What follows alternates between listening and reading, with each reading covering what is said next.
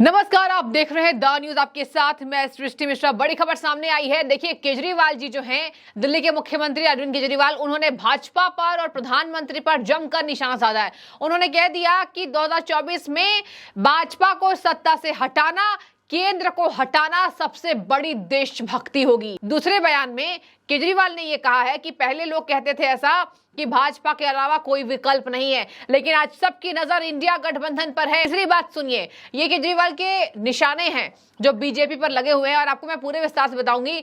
तीसरी बात जो केजरीवाल ने कहा है कि इस बार अंधभक्तों से दूर रहें, मतलब कि बीजेपी के समर्थन के लोगों से दूर रहें। अंधभक्त उन्होंने कहा, और जो सोशल मीडिया पर चलता है वही शब्द केजरीवाल के मुंह पर था। उन्होंने कहा कि अंधभक्तों से इस बार 24 में मैं सलाह दे रहा हूं, मेरी सलाह मानिए।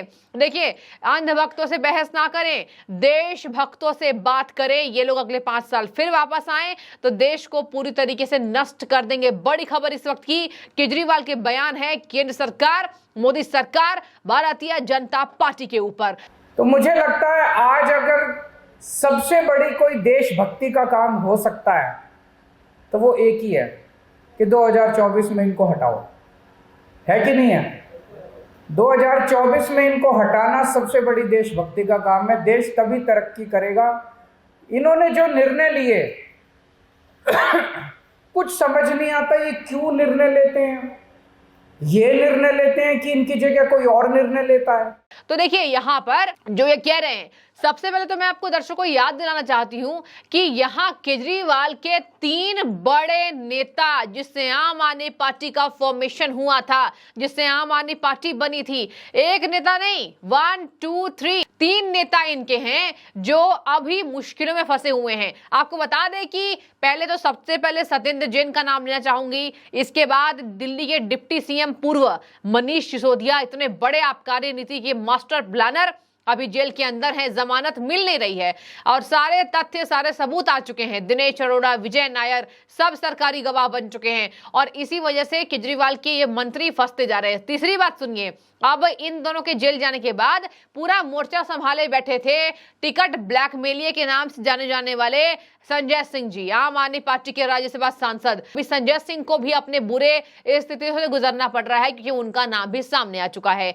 अब रेड पड़ी, रेड के बाद ईडी की गिरफ्तारी में है। इसके साथ में आपको बता दूं ऐसे कई तथ्य जो संजय सिंह के खिलाफ हैं। तो क्या इनके 3 नेताओं को इनको आंख उठाकर देखना नहीं चाहिए कि आखिर क्या कर दिया कि सरकारी एजेंसी के रडार पर आ गए? सीबीआई ईडी बिकी हुई है, तो अगर बिकी हुई है तो आपने अपने तथ्यों के हिसाब से बचाना था अपने मंत्रियों को, यानी कि आपके पास पुख्ता सबूत नहीं है कि आपके मंत्री गलत केस में फंसे हुए हैं। यही बात हो गई। आपको बता दें केजरीवाल ने इसी वजह से बौखलाहट में ये सारी बातें बोली हैं। और देखिए, आपको मैं एक बार और याद दिला दूं, अभी 2 दिन पहले की खबर है, जब मैंने इस खबर को देखा था, अखिलेश यादव की मुश्किलें बढ़ गई कांग्रेस पार्टी से। और सुनिए, पंजाब में कांग्रेस आम आदमी पार्टी टूट। और सुनिए, दिल्ली में कांग्रेस आम आदमी पार्टी टूट। और सुनिए, यहां ममता बनर्जी भी कांग्रेस से अलग थलग दिख रही है, टूट हो गई है। पश्चिम बंगाल में सीपीआई मार्क्सवादी पार्टी से कम्युनिस्ट पार्टी से टूट। ये क्या मेन राज्य नहीं है विपक्षी गठबंधन के? ये मेन राज्य हैं, मुख्य राज्य में गठबंधन टूट के कगार पर है। तो ये किस पार्टी की बात करें? अखिलेश यादव ने तो इंडिया गठबंधन में शामिल बड़े कांग्रेस पार्टी को यहां बता दिया चिरकुट। कांग्रेस के नेता चिरकुट हैं, कांग्रेस के नेता धोखेबाज हैं, ये कह दिया था। कांग्रेस की पुरानी आदत है धोखेबाजी करने की। अखिलेश यादव ने मध्य प्रदेश में टिकट बंटवारे को लेकर कहा, सीटों के बंटवारे को लेकर कहा है मध्य प्रदेश में अखिलेश यादव ने। समाजवादी पार्टी अखिलेश यादव की कांग्रेस से नहीं बन रही है साख, दांव नहीं चल पा रहे हैं। तो क्या ये इंडिया गठबंधन का उदाहरण पेश करे? केजरीवाल कह रहे हैं कि इंडिया गठबंधन में अब लोग अपना विकल्प ढूंढ रहे हैं। अब ये बात बंद हो गई कि भाजपा देश का आखिरी विकल्प है। आगे सुनिए, मतलब केजरीवाल जी ये बात जानते हैं कि बीजेपी के अलावा कोई विकल्प नहीं है, ऐसी बात देश में चल चुकी है। यही वजह है कि अभी लगातार बीजेपी पर निशाना साधना इनको एकमात्र विकल्प लग रहा है, ऐसा महसूस हो रहा है। आगे सुनिए, तो कांग्रेस ने अखिलेश यादव पर निशाना साधा कि जो अपने बाप का ना हो सका वो दूसरों का क्या हो। मतलब इन्होंने, कांग्रेस ने तो कोई कोर कसर नहीं छोड़ी अखिलेश यादव की बेइज्जती करने पर कि मुलायम सिंह यादव मतलब जो नहीं रहे। अब मुलायम सिंह यादव का देहांत हो चुका है और पूर्व मुख्यमंत्री रहे हैं, बहुत बड़े कद्दावर नेता, नेताजी के नाम से जाना जाता था उनको। तो देखिए अखिलेश यादव के ऊपर कह दिया गया कि ये तो अपने पिता के भी नहीं रहे, बाकी पार्टियों के क्या होंगे। तो ये क्या लड़ाई नहीं है? और इसी को लेकर अरविंद केजरीवाल ये बोलते नजर आ रहे हैं। देखिए अरविंद केजरीवाल ने क्या कहा कि कहीं ना कहीं अब विकल्प लोग ढूंढ रहे हैं, और आगे कह रहे हैं देशभक्तों से बात करिए, आप अंधभक्त से बात मत करिए। मतलब ये सारे देशभक्त हैं। शराब घोटाला करने वाली अरविंद केजरीवाल की आम आदमी पार्टी देशभक्त है, उसको वोट देगी जनता, ये लिख रहे हैं अरविंद केजरीवाल। कह रहे हैं इनका सपना है ये कि इस बार शराब घोटाला करने वाली पार्टी को वोट मिले। दर्शकों, शराब घोटाला व्यापक स्तर का घोटाला है, बहुत बड़ा घोटाला है। सरकार को भारी नुकसान, नफा नुकसान झेलना पड़ा है। सरकार ऐसे नहीं बख्शेगी। सरकार, सीबीआई, ईडी जो भी हो, सरकार ऐसे नहीं बख्शेगी। सरकारी एजेंसी नहीं बख्शेगी आपको। सरकारी एजेंसियों की नियुक्ति ही इसी वजह से हुई थी कि पार्टी अगर धोखेबाजी करती जनता के साथ तो उनको जेल भेजने की जिम्मेदारी उनकी होगी। तो सीबीआई, ईडी को आप चाहे लाख गाली दे दीजिए, सीबीआई, ईडी काम करेगी और वो आपके बोलने से नहीं डरेगी। आपको बता दें, सीबीआई, ईडी के अधिकारियों का ये तक कहना है कि इंडिया गठबंधन के लोग निशाना साधते रहे, हमें अपना काम करना है। खैर वो अभी इस राजनीति में पढ़ते ही नहीं है। सीबीआई और ईडी के अधिकारियों का बयान नहीं आता है। उन्हें अपना काम करना है, उन्हें राजनीति रोटियां नहीं सेकनी है। आगे सुनिए, उन्होंने कहा कि मैं आह्वान करता हूं कि घर घर जाकर गठबंधन के लिए वोट जुटाए जनता। की सारी योजनाएं विफल रही, जीएसटी से लोग जूझ रहे हैं। आज देश की इतनी खराब स्थिति है कि 12 लाख भारतीय ने भारतीय नागरिकता छोड़ दी है, विदेशी नागरिकता अपना ली है। यह देश का दुर्भाग्य है। आगे सुनिए, उन्होंने कहा कि 5 साल के लिए वापस आएंगे बीजेपी पार्टी तो देश को नष्ट कर देंगे। केंद्र सरकार ने अपने कार्यकाल में जो फैसले लिए किसी को समझ नहीं आ रहा वो क्यों लिए हैं। मतलब इनको अभी तक केंद्र सरकार का कोई फैसला समझ में नहीं आ रहा है। 2016 में नोटबंदी के कारण भारत की अर्थव्यवस्था कम से कम 10 साल पीछे चली गई। ये कहा इन्होंने। लोगों की नौकरियां, व्यवसाय और कारखाने बंद हो गए। केजरीवाल ने बीजेपी सरकार द्वारा लगाए गए जीएसटी की भी आलोचना की और कहा इसे इतना जटिल बताया कि कोई उसे समझ में आता ही नहीं है।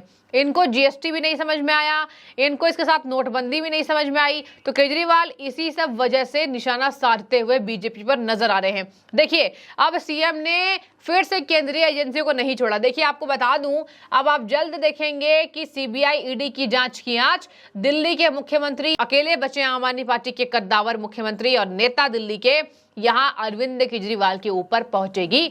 जवाबदेही तो तय करनी होगी। और यही वजह है कि अब सीबीआई, ईडी को ये नहीं छोड़ रहे हैं। देखिए क्या कह दिया सीबीआई, ईडी के लिए, कहा कि ये मोदी के इशारे पर काम कर रहे हैं। भाजपा ने ईडी और सीबीआई को कई बड़े बिजनेसमैन के पीछे लगा दिया है। पिछले कुछ सालों में 12 लाख अमीर व्यक्तियों ने, व्यापारियों ने अपनी भारतीय नागरिकता छोड़ दी। ये दुखद है, ये गंभीर मामला है। इन्होंने कहा बीजेपी में देखिए गुंडे, महिलाओं से छेड़छाड़ करने वाली पार्टी उनमें शामिल होती है, उनमें जाती है पार्टी तो ये अच्छे हो जाते हैं, उनके लिए शरण स्थली है। बीजेपी शरण स्थली है गुंडे और माओवादियों के लिए, महिलाओं के साथ छेड़छाड़ करने वाले के लिए। ये कहा है केजरीवाल ने। उन्होंने कहा जो किसी भी तरीके से गलत काम में शामिल है वो बीजेपी में शरण स्थली है। अगर चोरी या उत्पीड़न में शामिल कोई भी व्यक्ति उनकी पार्टी में शामिल होता है तो कोई भी जांच एजेंसी उन्हें छूने की हिम्मत नहीं करती है। गुंडे और महिलाओं से छेड़छाड़ करने वाले सभी पार्टी में हैं। दिल्ली के सीएम ने कहा महंगाई, बेरोजगारी और भ्रष्टाचार आज देश के सबसे बड़े मुद्दे। तो ये थे अरविंद केजरीवाल, जिनका बयान बड़ा है और करनी छोटी है, ऐसे जनता कह रही है। करनी छोटी मतलब शराब घोटाला जैसे बड़े घोटाला कर दिए और अभी इनको लग रहा है कि इनके ऊपर जांच नहीं आएगी। आप देखते रहिए दर्शक, और देखिए यहाँ पर केजरीवाल तक जांच की आंच पहुंच गई है और यही वजह है कि केजरीवाल की बौखलाहट सामने आ रही है लगातार। तो आपकी क्या राय है जो कह रहे हैं ये? क्या आप भी इनके बयानों से सहमत हैं या नहीं हैं? आप कमेंट में बता सकते हैं। बहुत शुक्रिया आपका द न्यूज़ से जुड़ने के लिए।